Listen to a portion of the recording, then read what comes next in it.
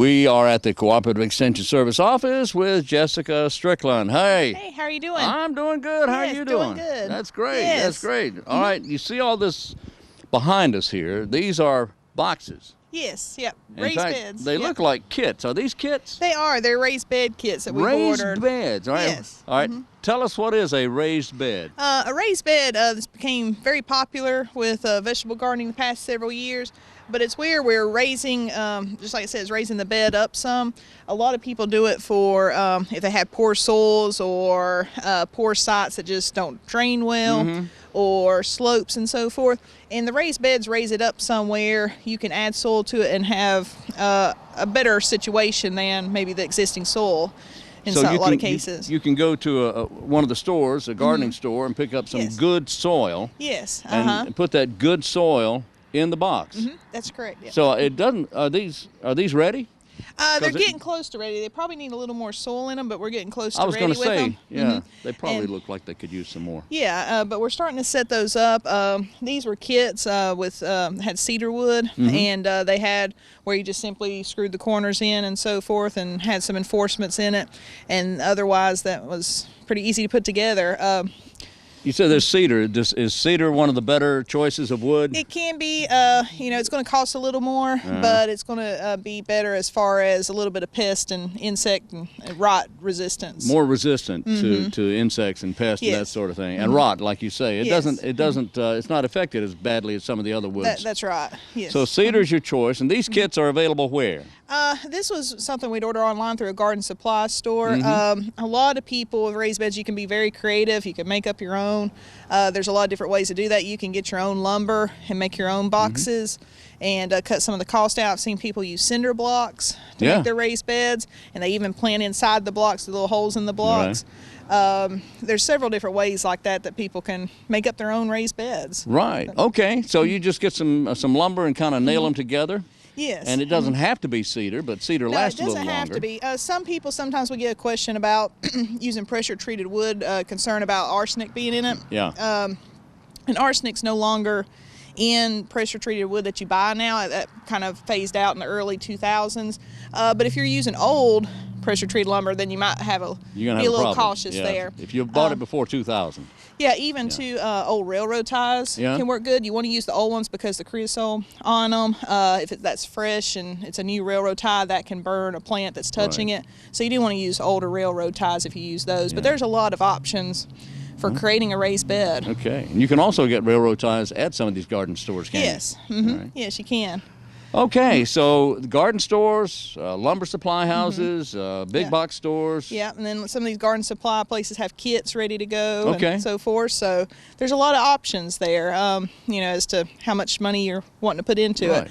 I've even seen before people using the recycled plastic that's used for decking and so forth lot and making a raised bed. It costs more, but it's something that would be more durable and last longer. Okay, now we have these raised beds, and some of these are higher than others. Why is that? Really, it's just a preference. If you want deeper raised beds or not, you can make them high enough where you don't have to bend over. So a lot of that comes down to preference as to how much you want to have to bend over and squat and so forth. The trick is, though, the deeper, the more soil you got to buy to fill in. So to me, that's some cost there. That's where the expense is. To me, is because although these beds seem small, there's a lot of soil there. There is. It takes quite a bit of soil because we thought we probably had enough and probably could use some more. So it's one of those, you think you have enough and you probably end up with needing more than you think. You never have enough. That's right. You never have enough. So and these will take a lot of soil. But now you mentioned also you could actually build them up high enough to where you don't even have to bend over. You could. At the same time, I have seen some that are actually raised up off the ground on legs, but now you run into a problem there.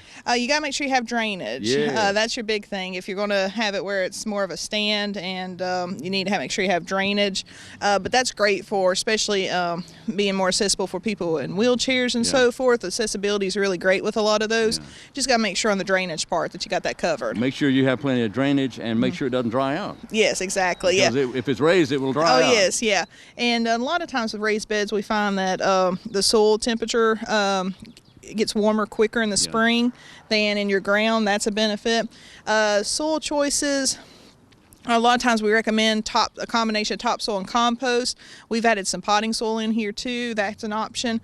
Potting soil, if you use that, just be cautious that if you use a lot of it, you might have to water a lot more because it dries out quicker than topsoil. But there's a lot of options as far as what you want to add.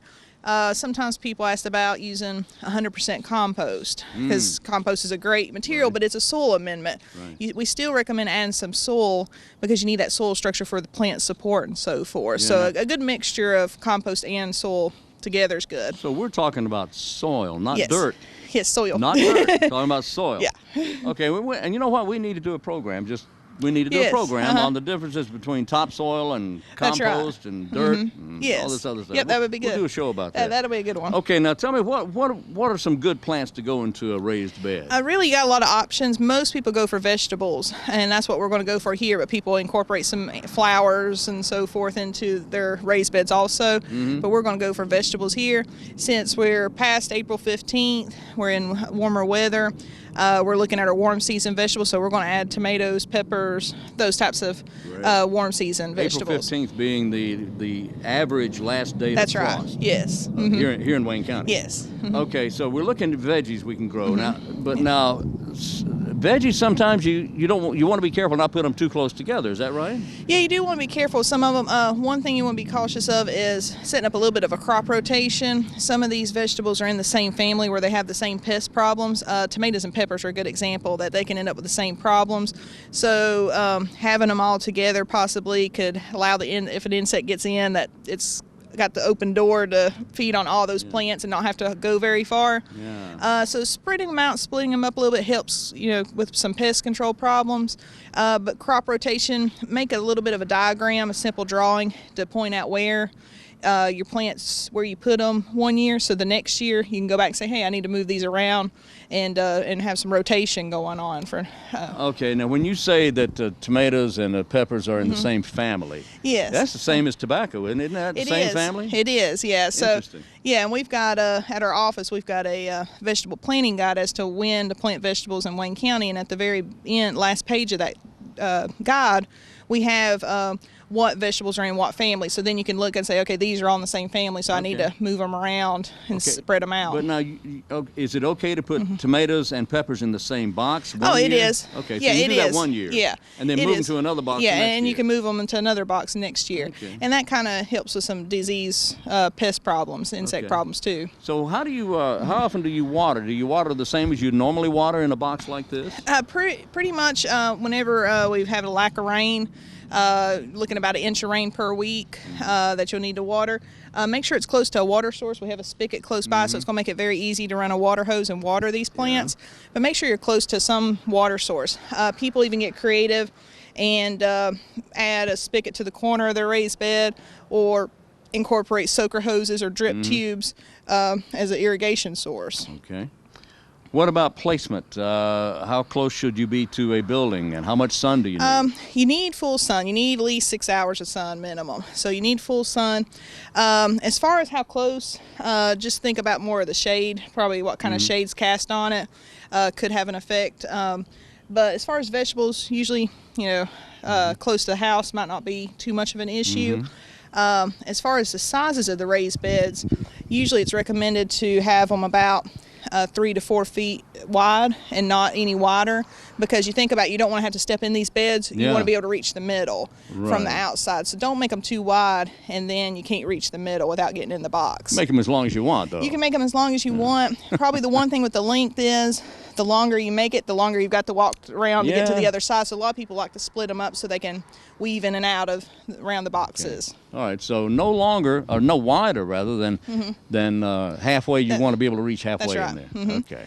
Yeah, and I've even seen people too get creative with putting a little bit of a seat at the top so they can sit down and work and so forth. So you can really create it where it makes it very accessible and easy to use. Okay. Also, you can consider extending your season by adding row cover, so it's easy to fix it where you can put PVC pipe over these beds, cover it with a row cover for a little bit of frost protection. You can extend your season even longer into our colder months. So veggies, you can put leafy greens in there. You can put cabbage, lettuce, peppers.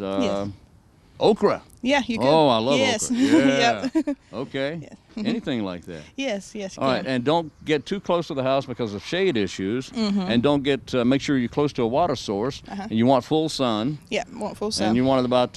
You want to be able to reach in halfway. Okay, Yep. I think we got it. Yeah. Yes. Yeah. What kind of soil? We didn't talk about soil mixture. What are we looking for as far as soil? And how do we feed them? As far as soil mixture, just a good mixture of your compost and topsoil or garden soil. So you can use the compost. And you can use some of your this existing soil you have if you want to use that and mix in with some compost. Like I said, some people add potting soil. We've added some potting soil in there too, just for good drainage. But sometimes you can get too much drainage, potting soil, and have to water more. So, all right, now wait, hold on. I want to go over that again. Potting soil is okay, but potting soil allows a lot of drainage very fast. Yeah, very so quickly. you could have a problem with it drying out too quick. So it's okay to use some potting soil to help with the drainage, Yes. but you want to use some of the native soil there. You do, yeah. You want a good mixture of everything. You don't really want to go with just one thing. A good mixture of everything is going to make it help. Okay, now what about the compost? How much compost is good? Would you say 50-50? You can go 50-50, anywhere from a third to a half. Anywhere from a third to a half of compost is good. Wow, that's a lot. Yeah. Okay. All right, now how do you feed them? Fertilizer would be the same as any other garden. A lot of times people's using more of the granular fertilizers. That's more of a fast release. Right. Because with our vegetables, we're just having them a few months and we need some fertilizer quick. So usually we go for those over the slow release fertilizers. But you want to, chances are, a soil test, once you get your soil made up, a soil test will help tell you what nutrients you need, and you can amend it from there. But then after that, a lot of people are going through and side dressing, meaning they're going next to the plants and adding some fertilizer throughout the growing season. Okay, now what about timing as far as planting goes? We're in early May right now, Yes. and May and June are the best times, I suppose, for starting these vegetables. Yes. Should we plant some now, wait a little while and plant more? You can. If you have the room? You can, if you're going to say with a good example, even though lettuce is a cool season, lettuce is a good example, you can plant it every 2 weeks, plant some more of it, and that'll extend your season. So you're not having to harvest it all at one time, especially if you're looking at preserving, canning, or freezing. Yeah. It's easier to break it up and have some successive crops as far as planting every couple of weeks than all at one time, and then you've got to take care of it all at one time. Yeah, if you plant it all at one time, you got to pick it all at one That's time, right. and Yeah, so then you you got a have to big eat job. it all at one time, Yes. and then you get a lot of extra weight on, and then you have to go to the doctor, right? There you go. There you go. Gee, I wish I hadn't said that. Anyway, we so plant it, so feed it just like you would with fertilizer, just like you would anything else. Yes. Yep. Water it just the same as you would a normal garden. That's right. All right. Well, okay. And you said you had a pamphlet. We do. We've got a vegetable planting guide for Wayne County available at our office. It's a free publication, and it's got the vegetables as far as when it's recommended to plant them in our area. It's got about spacing, about how much you would want per person, so that way it gives you an idea of how much you want if you got a family of 4 versus a family of 2. And then it's got some information about the crop rotation at the end. Of course, we've all heard of spacing. That's Kevin Spacing. He's a movie star. And that's another story. But anyway, we'll that flyer is here at the Cooperative Extension office is. at the corner of George and Chestnut Street here in Goldsboro. Yes, it is. All right. Jessica, Yes. thank you. Yes, thank you. Jessica Strickland is a horticulture agent for the County of Wayne, and I thank you very much. Thank you.